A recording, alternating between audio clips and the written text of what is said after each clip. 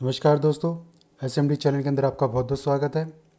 दोस्तों, इस वीडियो के अंदर हम बात करेंगे हमारे उन भाइयों और बहनों के लिए जिन्होंने ग्रो के अंदर अभी रिसेंटली डीमेट अकाउंट अपना ओपन किया है और वो जानना चाहते हैं कि इस स्टॉक में जो इस डीमेट अकाउंट के अंदर जब हम लॉगिन करते हैं तो किस तरीके का हमारा इंटरफेस होता है, कैसे हमें स्टॉक को आइडेंटिफाई करना चाहिए और कैसे बाय करना चाहिए और कैसे हमें सेल करना चाहिए। तो दोस्तों, जब भी आप लॉगिन कर लेते हैं, खासतौर पर लैपटॉप या फिर अपने कंप्यूटर से जब भी आप लॉगिन करेंगे तो इस तरीके का आपको इंटरफेरेंस नज़र आएगा। राइट साइड में आपको जैसा कि दिखाई देगा योर इन्वेस्टमेंट, जैसे कि मेरी आपको इन्वेस्टमेंट यहाँ पर नज़र आ रही है। ऊपर की तरफ निफ्टी सेंसेक्स दिखाई देंगे कि बढ़ रहे हैं या घट रहे हैं। उसके ऊपर एक्सप्लोर, होल्डिंग, पोशन, ऑर्डर, इस तरीके की चीज़ें आपको नज़र आती हैं।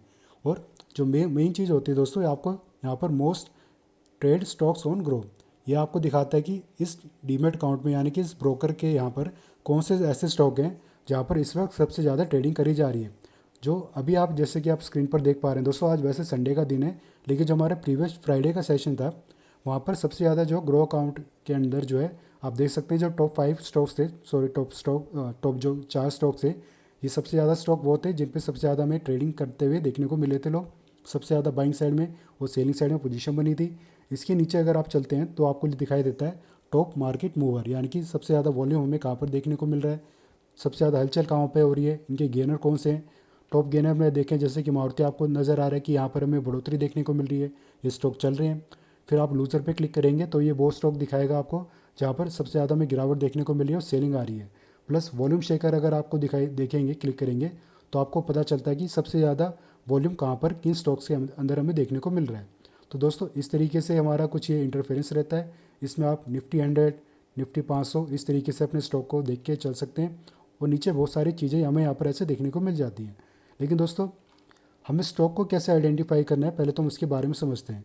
दोस्तों, सबसे पहले तो हमें ये देखना होता है कि न्यूज़ कहाँ पे चल रही है। अगर आप टीवी के ऊपर न्यूज़ वगैरह नहीं देख रहे हैं और आप न्यूज़ के बेस पर स्टॉक में ट्रेडिंग करना पसंद करते हैं तो जब आप स्क्रॉल डाउन करेंगे तो स्टॉक की न्यूज़ टुडे ये आपको सबसे बॉटम में जाकर नज़र आता है कि किन स्टॉक्स के अंदर तेज़ी, किन स्टॉक्स के अंदर क्या हमें खबर देखने को मिल रही है। जैसे कि आप देख सकते हैं रिलायंस इंडस्ट्रीज़ के अंदर एक न्यूज़ चलने लग रही है।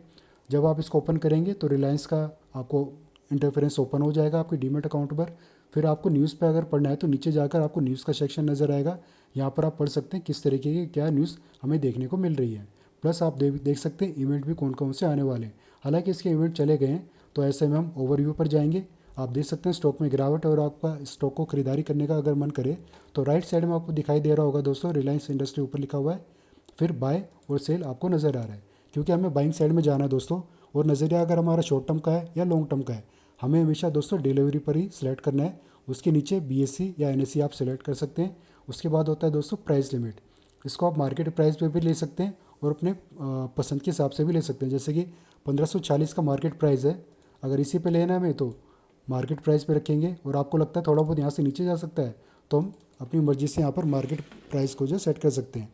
जैसे कि हमें लगता है 1540 पर जा सकते हैं तो 1540 लिख देंगे। स्टॉक हमें मान लीजिए 10 खरीदने हैं, 100 खरीदने हैं, तो मैं ऐसे अपने लिख देंगे कि हमें कितने स्टॉक लेने। फिर यहाँ पर आपको बाय नज़र आ रहा होगा, यहाँ पर आपको ऐड मनी नज़र आ रहा होगा क्योंकि मैंने ऑलरेडी परचेस कर रखे हैं। लेकिन जैसे कि हमें 1540 पे स्टॉक खरीदना है और 10 शेयर लेने हैं तो हमें लिखा आ रहा है, दिखाई दे रहा है कि हमें 15,434 रुपये की रिक्वायरमेंट है। मैं यहाँ पर ऐड मनी पे क्लिक करूँगा तो मुझे पैसे इन्वेस्ट वो डालने पड़ेंगे। लेकिन आपके डीमेट अकाउंट में ऑलरेडी अगर पैसे हैं तो यहाँ पर आपको बाय नाउ पर क्लिक करना होगा। जैसे आप बाय नाउ पर क्लिक करेंगे तो आपका ऑर्डर एग्जीक्यूट हो जाएगा, जिसकी पोजीशन आपको जो है यहाँ पर दिखाई देगी। ऑर्डर के अंदर जाकर ऑर्डर के अंदर आपको दिखाई दे जाएगा कि आपका ऑर्डर कितने रुपए पर लगा हुआ है। लेकिन दोस्तों, आप करंट लेवल पर ख़रीदते हैं तो आप सीधा इसको बाय कर लेंगे और बाय करने के बाद दोस्तों जो आपका इन्वेस्टमेंट होगा वो आपको इस तरीके से शो होगा। जैसे कि आप देख सकते हैं यहाँ पर सबसे टॉप पे मेरा विशाल मेगा मोट है। इसको मैंने 190 के शेयर खरीद रखे हैं। यहाँ पर एवरेज प्राइस है मेरा 78 का। तो यहाँ पर मुझे अपनी पोजीशन दिखाई दे रही है, कितना प्रॉफिट हो रहा है, कितना लॉस हो रहा है।